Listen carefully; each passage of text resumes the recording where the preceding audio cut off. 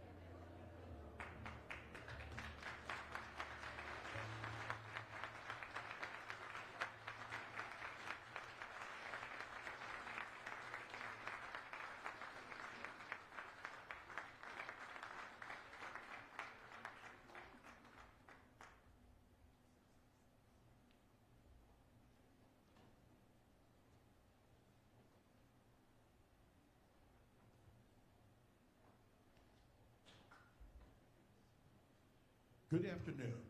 Thank you for joining us at IonQ's College Park headquarters in the heart of the university's Discovery District.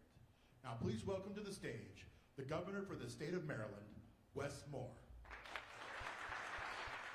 Hello, hello, hello. Hey, everybody. Good afternoon. This is an absolutely great day for all of us here in the state of Maryland, but also just a great day for this country because we get a chance to see why innovation is so important, why innovation must be invested in, and why innovation is the reason that this will be here with so many friends and leaders inside the room. Because as we look around here, we see exactly what is required for sustainable change. That it means that we're going to have our friends in government. It means we're going to have, and also I want to give a special shout out to the many members of the Moore-Miller administration who are here with like half the cabinet here at this announcement. We have all of our friends in the private sector who, had it not been for your risk-taking and innovation, we would not be here right now. We are here with our friends in higher education who do not just provide the pathway for our future learners and workers and entrepreneurs, but also who serve as larger incubators in and of themselves. And we have our extraordinary nonprofit leaders, the people who understand that change sometimes might have a different IRS classification, but still is going to be uniquely valuable in helping us to get to where we need to get to. That this is what partnership looks like. And partnership produces progress, and nothing else ever will. And I'm excited because this, in many ways, is the answer to all of the challenges and opportunities that this state faces. Because I think that right now, Maryland finds itself in a unique moment because there are two very distinct storms that swirl, right? The first storm is simply the fact that we are currently facing the greatest fiscal crisis that this state has seen in 20 years. A fiscal crisis that's actually even bigger than that of the second storm is the fact that we have an incoming administration that has the potential to significantly disrupt our state's economy within Washington. And changes and disruptions in Washington in many ways have a distinct impact on Maryland. As people say, when they catch a cold, we catch the flu. That we're uniquely tied. And when I think about the two storms that swirl, there's actually only one phrase: economic growth. Economic growth is the only way that we keep and distinct storms that swirl. Because economic growth is at the center of everything that we hope for and is the key to overcoming every single challenge that sits in front of us. And anyone who simply thinks that you can tax your way to prosperity does not know what they're talking about. But anyone who also thinks that you can just cut your way to prosperity does not know what they're talking about either. The answer is, as a state, we need to grow.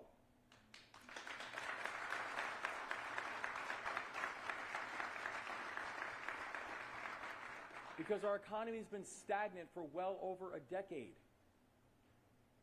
The fact that Maryland, over a 7-year period before the administration came on board, that the budget had grown by 70%. But GDP grew by 3%. GDP grew by less than half of the national average. So here was what happening to Maryland. We were spending, we just weren't growing. And that, in essence, is how you get to the largest fiscal crisis that we have now had in 2 decades.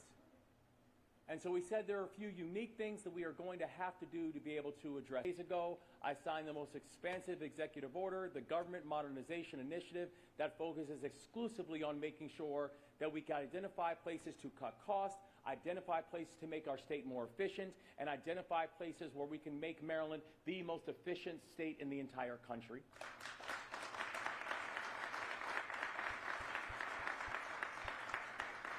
that we said that we have to be able, this year's proposed budget from our administration that says we have got to make our taxes in the state of Maryland simpler, fairer, and for the vast majority of Marylanders, lower. And that is why you will see in the proposed budget that we will release tomorrow that 82% of get a tax cut or have no impact on their taxes at all, that we are not going to raise sales taxes, we are not going to raise property taxes, and in the first time in a long time, Maryland will have a corporate tax cut as well.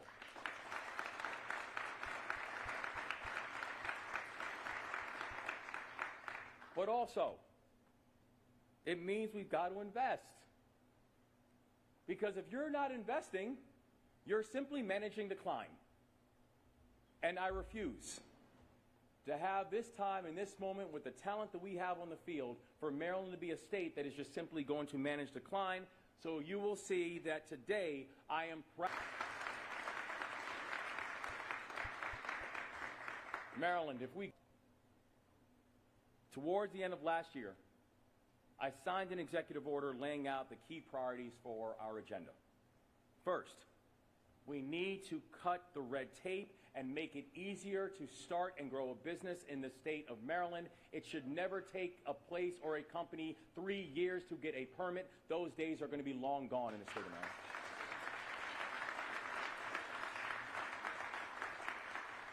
The second, we need to focus and invest in industries like life sciences and IT and aerospace and defense and unique places where Maryland has a unique competitive advantage to move first, to move fast. There is no reason why these other jurisdictions should be beating the state of Maryland in high-growth industries, and from here on out, they will not.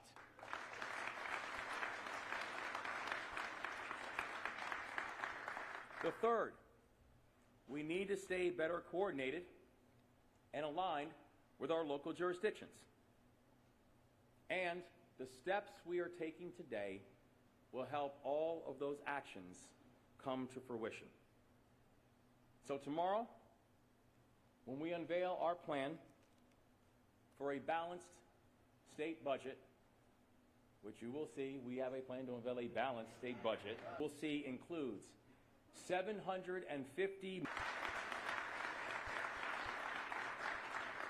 But I do want to be clear. This is not just about ways that we are going to put money and invest money.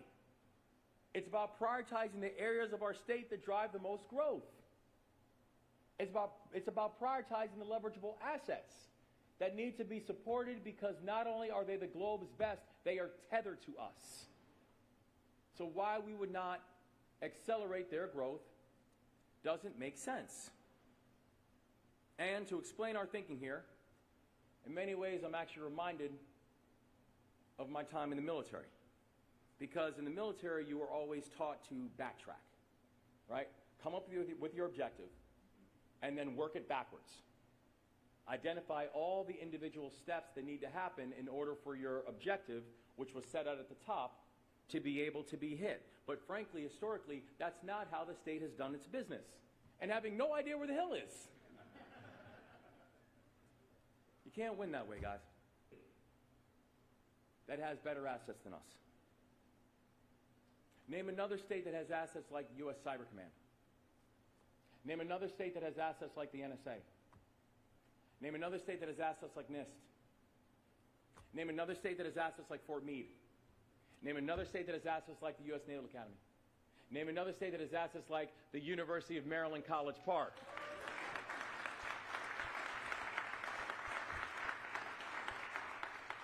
From our universities to our federal labs to our biotech cluster. But while we have these assets, oftentimes we have been asset rich and strategy poor. We haven't prioritized the areas that changes in this moment, that changes, and the work that is happening with so many of you in this room, that is going to be the reason why. Because also, but wait, there's more. Because also, you will see in the budget we will release tomorrow, I am proposing $128 million in targeted and strategic investments towards specific areas that will strengthen Maryland's competitiveness with our neighbors. We will create good-paying jobs, we will cultivate top talent, and we will make it easier for businesses to be able to choose Maryland, to stay in Maryland, to grow in Maryland, and to invest in Marylanders. We're increasing funding for critical state programs like the Build Our Future program to support new companies on the leading edge of innovation. We're bolstering support for Manufacturing 4.0 to build out advanced manufacturing inside of our state, because advanced manufacturing, yes, is another place. There should be no state that is beating the state of Maryland in advanced manufacturing.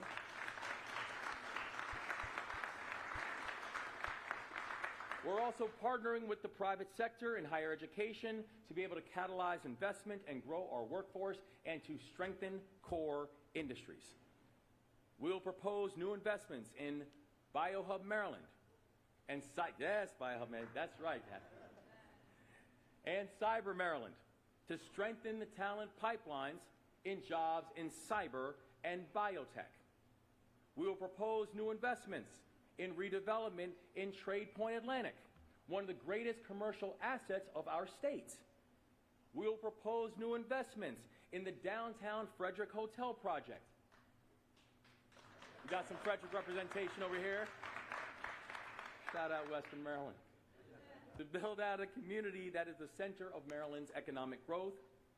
We will propose new investments and programs to operate cyber ranges at our community colleges so students can get training for jobs in cyber.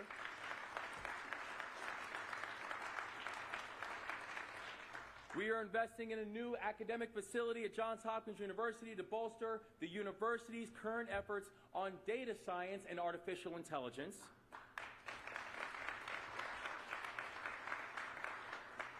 And we are providing new funding to our friends at IonQ, the global leader in quantum computing.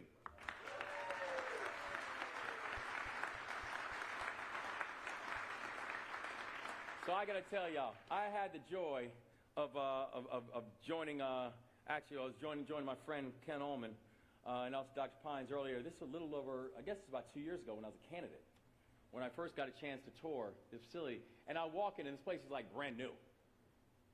When you see the kind of growth that has happened in just a couple years, when you see the new employees who have been hired in just a couple years, when you look at the fact that we were just in a room back here where 80% of the globe's quantum computing took place in that room.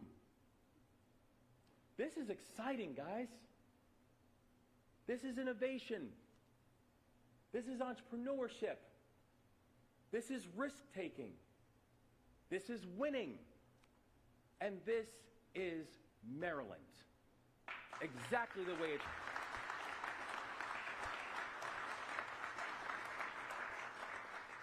And I'm so thankful to IonQ because it's not just that you all were born in Maryland. I'm thankful that you stuck with Maryland. I'm thankful that you stayed and invested. I'm thankful that you believed that this really is Maryland's decade, because this really is going to be Maryland's decade. And I got to tell you, Peter, you have always been committed to us. And I'm telling you right here publicly, the state of Maryland will always be committed to you and your growth and your success, and you have my word on that.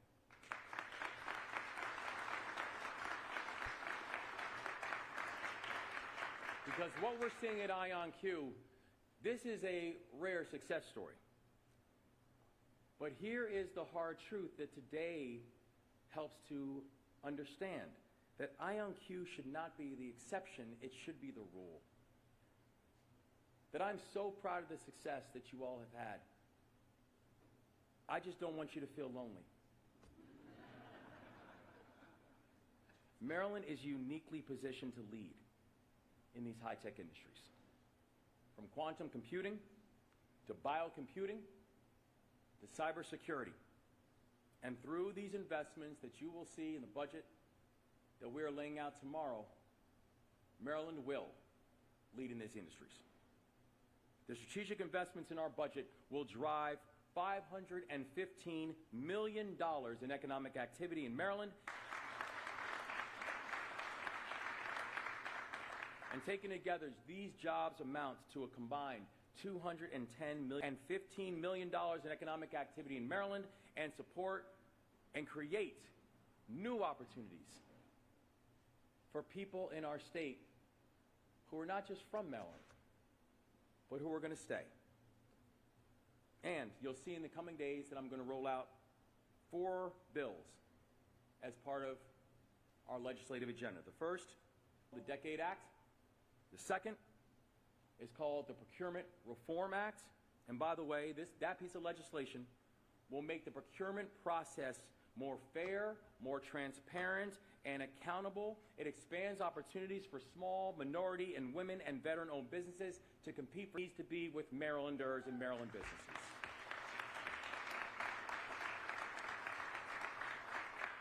The third is called the RAISE Act, and what the RAISE Act does is the RAISE Act actually features and promotes increasing the number of actions to be able to accelerate the apprenticeship and trade platforms within the state of Maryland. Since our administration has come on board, we have not doubled, we have not tripled, we have quadrupled the amount of apprentices in Maryland. We do. But we are also going to end the myth that every single one of our students must attend one of them and create pathways for people to find work, wages, and wealth, no matter where their start or no matter where their design endpoint might be.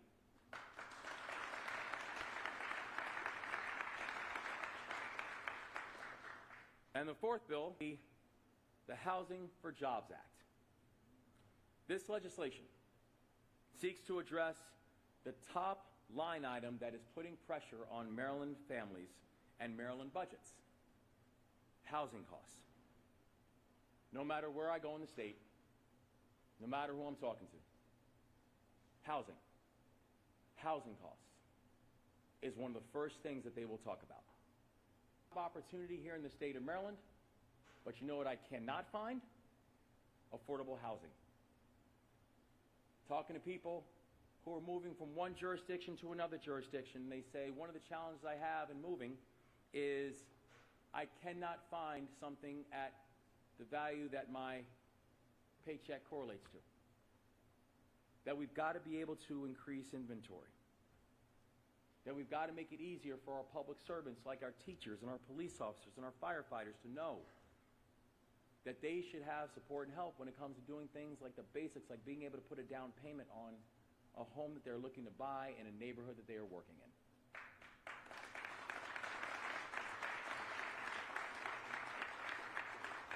Because if we do not address housing, we will never unlock this state's full potential.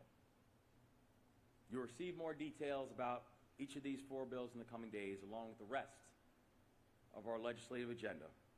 But I do want to be clear, this agenda is big, this agenda is bold, this agenda ensures that we are listening to the people of this state.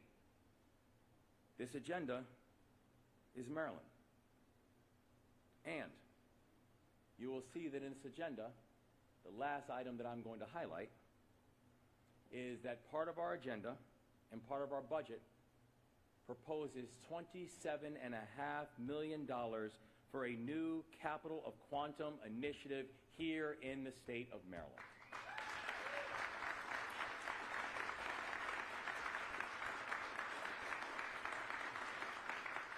This initiative will be a joint venture between the state, the University of Maryland, IonQ, and other partners in the quantum computing space, and the goal is very, very simple: to make Maryland the capital quantum of the world.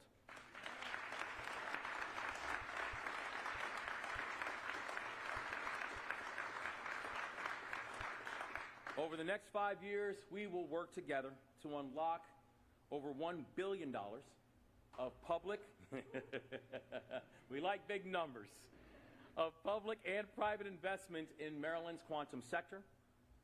And I do understand, because I know there are a lot of people who are like, quantum computing, it sounds very niche-y or very nerdy. And I like that kind of stuff. But I do want to remind people, yeah, the nerds are great. I'm with you, everyone. Team nerd. But I do want to remind people of how far we have come. Because remember, just a few years ago, artificial intelligence sounded like it was niche and nerdy too, right? Now, it is commonplace.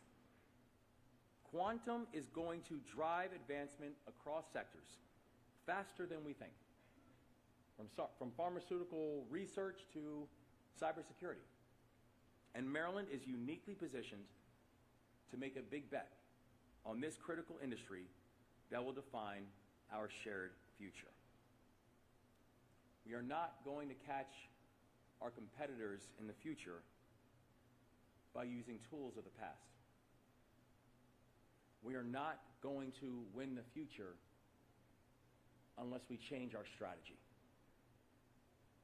We must grow. We must invest. We must use data. We must make it easier for Marylanders to be able to stay in Maryland. We must make it easier for businesses to choose Maryland. We must make sure that we are modernizing a tax code and making it simpler and fairer and lower for the majority of Marylanders. And we've got to invest in industries that we know that are going to help us to win the decade, because in 2030, I want us to look back and to see a state that finally applied itself. I want us to look back and see a state that finally applied a strategy to economic development. In 2030, I want us to look back and see an economy that grew faster than anyone expected. In 2030, I want us to look back and see good-paying jobs in leading industries of the future. That's our vision. But we cannot accomplish it alone. It's going to take all of you. It's going to take all our friends in the General Assembly. It's going to take all our friends in the business sector, in academia, in nonprofit, and everyday citizens. It's going to take the partnership of every single Marylander and every single soon-to-be Marylander, because that's how I view the world. It's Marylanders and it's soon-to-be Marylanders. It's going to take all of us, guys. But I know if we meet this moment, we're not losing. We win. That's what we do. And so I am so excited to be with you here today with these announcements. And I'm so excited that every day I get to have a leader and a friend who I have as my partner inside of this work, our fantastic Lieutenant Governor, Aruna Miller.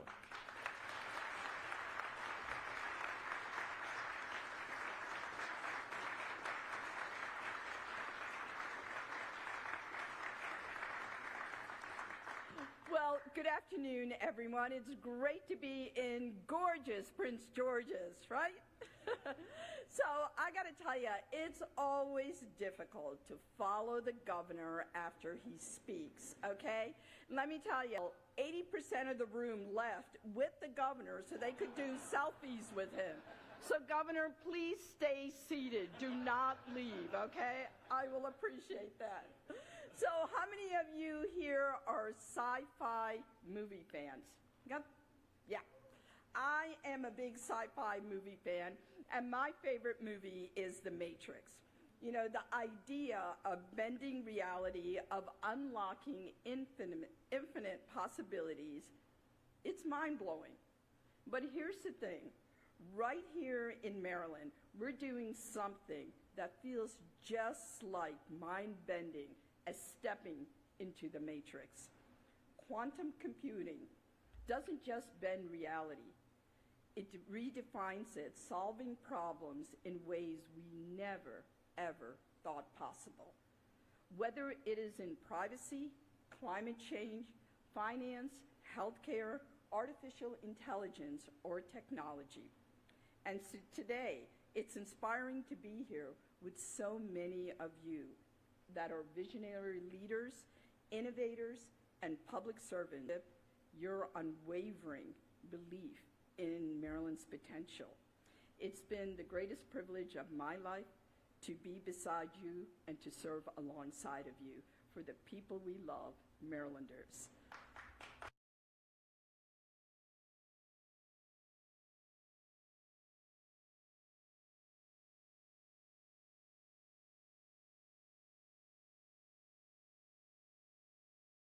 To the world that Maryland is where infinite possibilities become reality.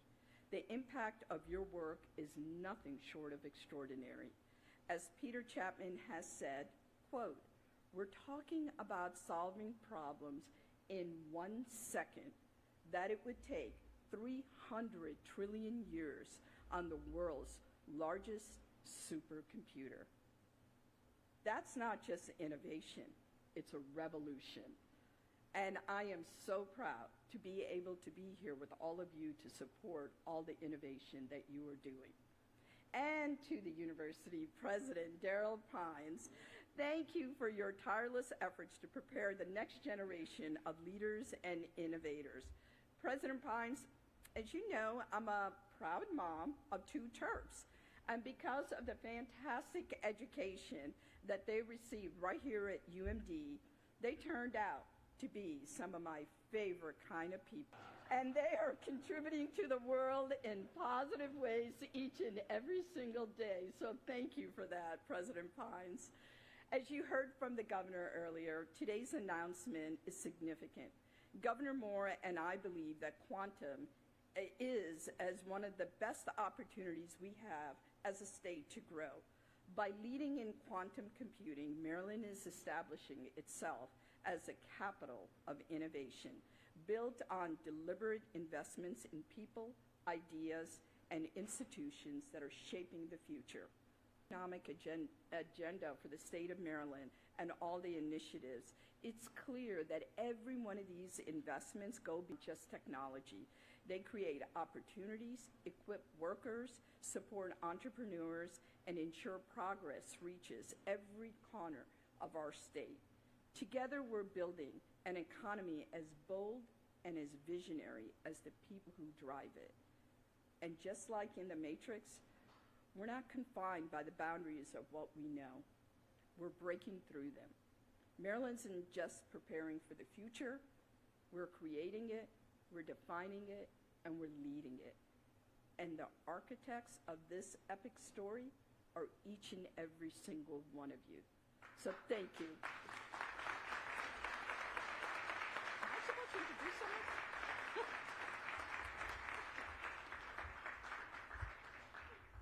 Distinguished guests, please welcome CEO, President, and Chairman of the Board for IonQ, Peter Chapman.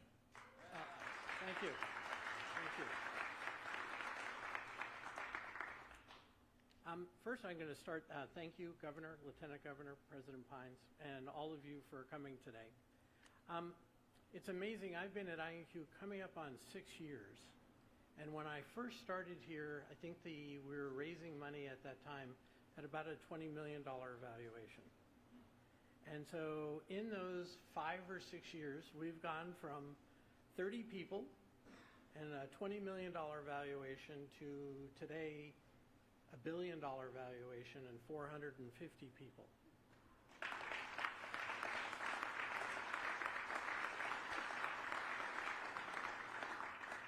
It also allowed us to go out to the capital markets and raise something on the order of about $700 million.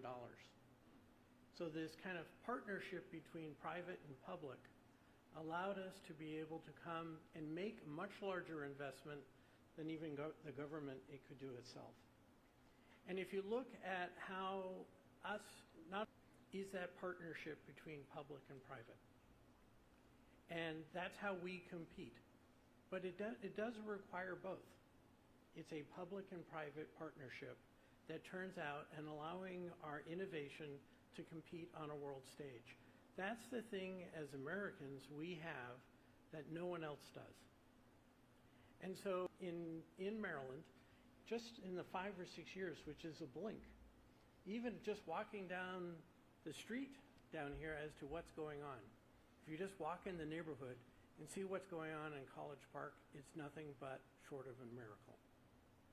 And so you can see, unfortunately, when I joined, we were 30 people, and we were in the front where the Q Lab is today. And where you are right now was actually an abandoned furniture warehouse. There was water coming through the ceiling. There was no windows in this building. I don't think there was air conditioning in this building. Barely had heat. And so we went through with the state and the University of Maryland to rehab this into the Class A office space you're sitting in today. That not only supported IonQ and our ability to expand, but also just the numerous jobs that it took to be able to build this building. Many different kinds of people were required to help get us where we are today. Plumbers, electricians, construction staff, and all the rest. And if you look at what we're doing now, as we start to move into manufacturing people that we need to employ into the future. So IonQ, I think, is a little bit of the poster child for the Discovery District. And so as the first one to kind of go from a University of Maryland spin-out now to a public company. And certainly we look to support and help many other companies to do exactly that here.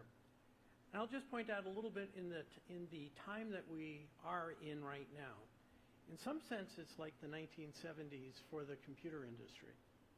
We're just coming up to the point where the quantum computers are powerful enough that you could start to write software applications, quantum software applications, that will be impactful for the rest of us.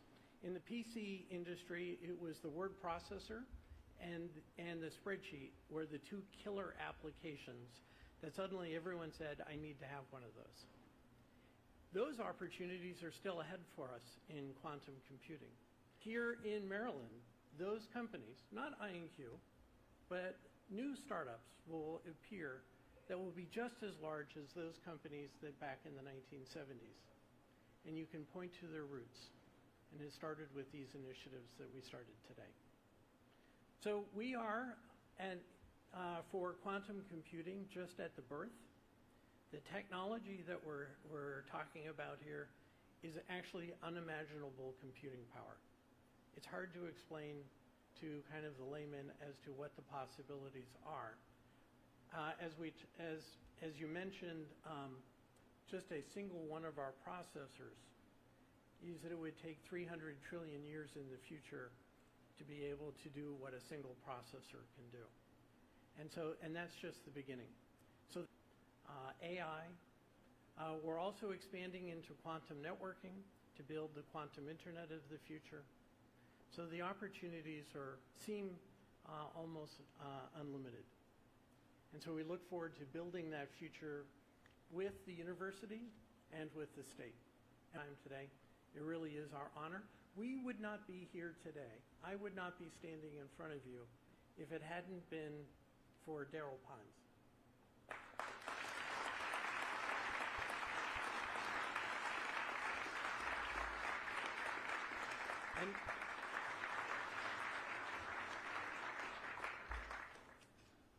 So, good afternoon, everyone.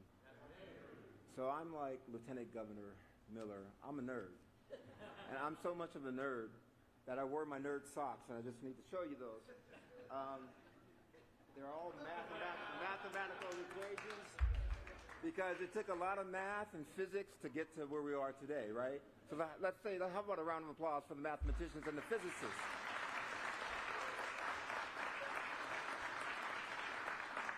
So I say, first of all, welcome to IonQ.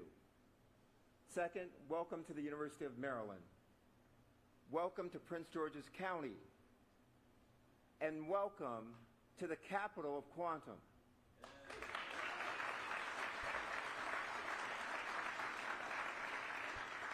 It is truly an honor and privilege to be here at IonQ, whose technology was born almost a decade ago today.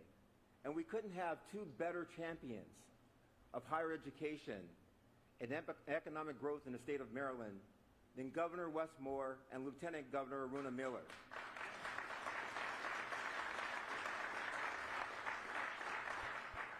Today's announcement is just another demonstration of when you have the right people and the right leadership and the right strategy, anything is possible, and the impossible becomes possible.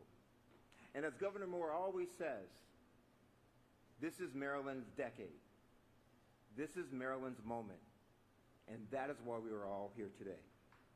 IonQ, one of our unicorn startups, all of our potential of the state of Maryland. So I'd like to thank Peter Chapman for making the decision to take on this challenge to lead IonQ. He didn't have to do it. He's had an incredible career. If I told you about Peter's career, you wouldn't believe it. But you being here, Peter, shows your commitment to this technology and to the state of Maryland and to the university, and I am grateful for your partnership. Because IonQ represents the power of higher education, the creativity of our researchers, the promise of our technology, and the synergy of collaborations between the public and private sectors. It is the chief example of how we place our resources in order to leverage investments, catalyze partnerships, and ultimately fill the sails of our ship to move our state toward a more profiting quantum networks, quantum communication, quantum sensors, and quantum devices all hold immense promise. And that's why the University of Maryland has dedicated more than 35 years, hundreds of researchers, started first by something called the Joint Quantum Institute, in its pursuit to create what you are seeing today, the capital of quantum. Thank you. One day, we will be able to make exponential advances in areas such as cryptography, materials design and development, new battery technology, quantum networks, precision navigation and timing, a field that I have lived my entire life in, and yes, of course, artificial intelligence. Advances that will start right here at IonQ and the University of Maryland eventually, yes, eventually, combined with the more than $200 million that our university is committing over the next 5 years, are the foundation of what we expect to one day grow into and the private sector's resources. Thank you.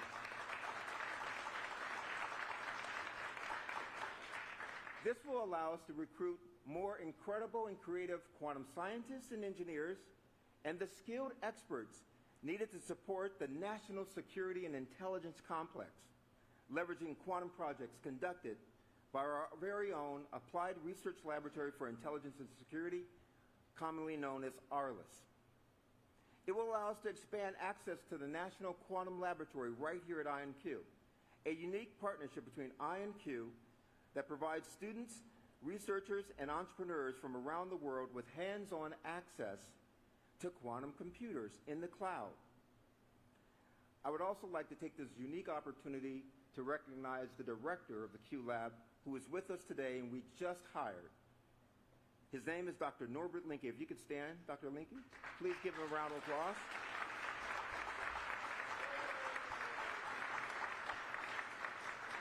He flew up here from North Carolina to be here today. We're happy to have you to come back home to the University of Maryland and our physics department. These new investments would also allow us to bolster the Quantum Startup Foundry, a business accelerator based right here in the Discovery District that provides resources and support new entrepreneurs to create the ecosystem for growth. And it will allow us to launch the education, outreach, and training initiatives needed to create the curriculum, degrees, certificates, and programs for the next generations of Maryland's workforce. Governor Moore's economic agenda, of course, extends beyond quantum to other key sectors that you heard from him, including life sciences, information technology and cybersecurity, and of course, aerospace and defense, which are all core strengths of the state of Maryland. Each of these is an area where Maryland has the universities, federal labs, corporate partners, and connections to make a move and make sure that this truly is Maryland's decade. So I thank you once again for being here and making such a big commitment to the capital of quantum, but to more importantly, to be fearless in our future for all Marylanders. As the president of the University of Maryland, all that is left to thank you. Thank you for joining us at IonQ's College Park headquarters. Please enjoy some light refreshments.